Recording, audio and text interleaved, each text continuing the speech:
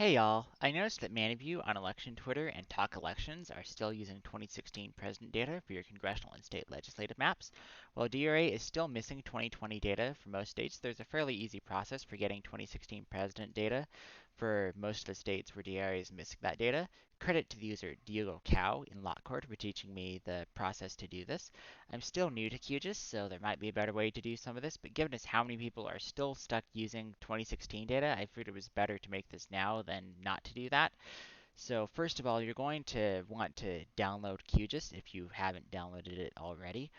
This is a very powerful mapping software that I've only just barely starting to scratch the surface of. What we're going to use it for is basically combining two different sets of data onto one map. So download QGIS from qgis.org. If you don't have it, I'll put a link to it in the description. So here we have the New York Times extremely detailed map of the 2020 election. It's missing data in some states for a variety of reasons. They've got, if you click about the data, they've got reasons for why some states are missing data. Uh, I found an alternate data source for Michigan. Let me know if you're aware of alternate data sources for the other states that they're missing data for. I'll link the alternate data source for Michigan in the description along with notes on using it. So basically what I did is I downloaded the data from this link on their GitHub and used QGIS to split it into separate files by state. This was a long and painful process due to the size of the whole precinct map. So to save y'all from going through that pain, I've uploaded all the state files to a Google Drive folder, which I've linked in the description. Once you have the 2020 president data for your desired state, you're going to go to DRA and open your map, click Export Map, then click District Shapes as GeoJSON, and click Export, and then save the file once it downloads, which can take a minute. Going to put that here.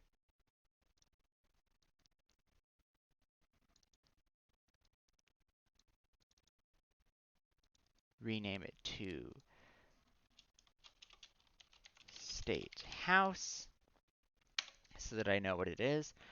After that, I'm going to open QGIS, and then I'm going to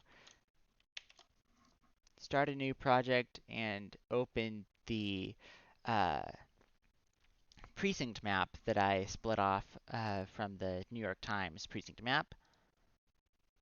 Wait for that to be added.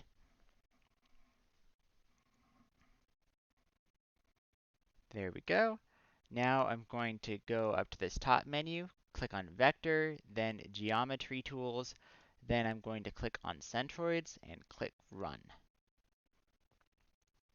For some states, you might have an error come up when you try to do this. If that happens, then go click on Processing up here, then click on Toolbox, then Vector Geometry, then scroll down to Fixed Geometries right here and run this thing. That'll generate a new layer that you'll be able to create the centroids out of. For Utah, I don't need to do that. So once I've got this centroids, then I'm going to open the GeoJSON that I imported from DRA, which is right here. Add that. Now I'm going to go up to Vector, then Data Management Tools, then click Join Attributes by Location. Make sure the base layer here is the GeoJSON that you imported from DRA, and then the join layer should be centroids. Then run that.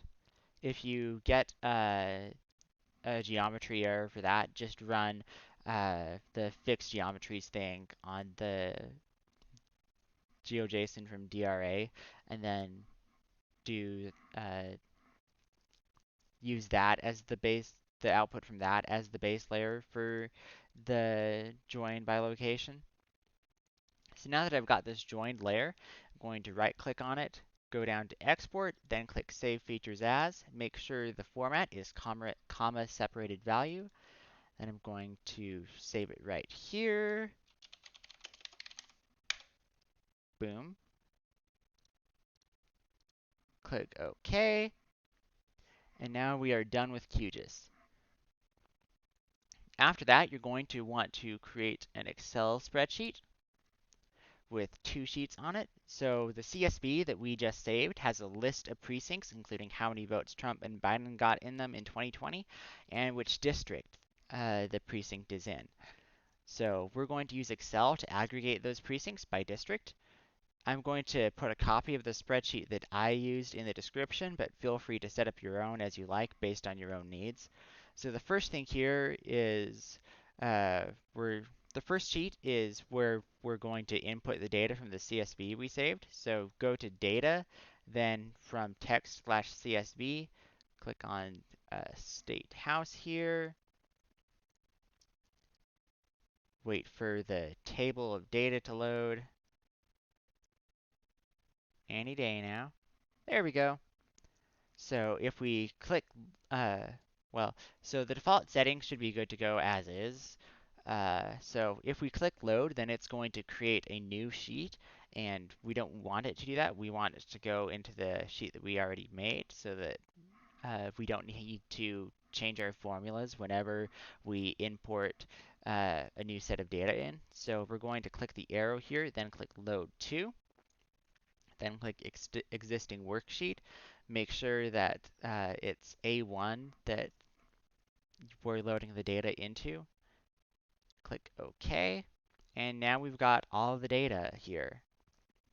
So the important columns here are column A, the district that the precinct is in. Column S, which is the Biden votes that he received in a precinct. Column T, which is the Trump votes that Trump received in a precinct.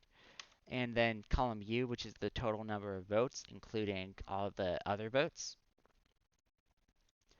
So now I'm going to go over to my aggregation sheet. So I've got in column A, the district ID, column B, the total Dem votes in that district, column C, the total Republican total Trump votes in that precinct, column D, the other votes, E, the total votes in that district, F, the Biden percent in that district, including third parties, G, Trump percent, including third parties, H, the Biden percent when third parties are excluded from the total vote, I, the Trump percent when third parties are excluded from the total vote. So that's that. So one caveat to this is that this assumes that all votes in a precinct are in one district. In reality, you're probably going to have some precincts that are split between multiple districts, when this will treat them as being only in one of those districts that they're split between.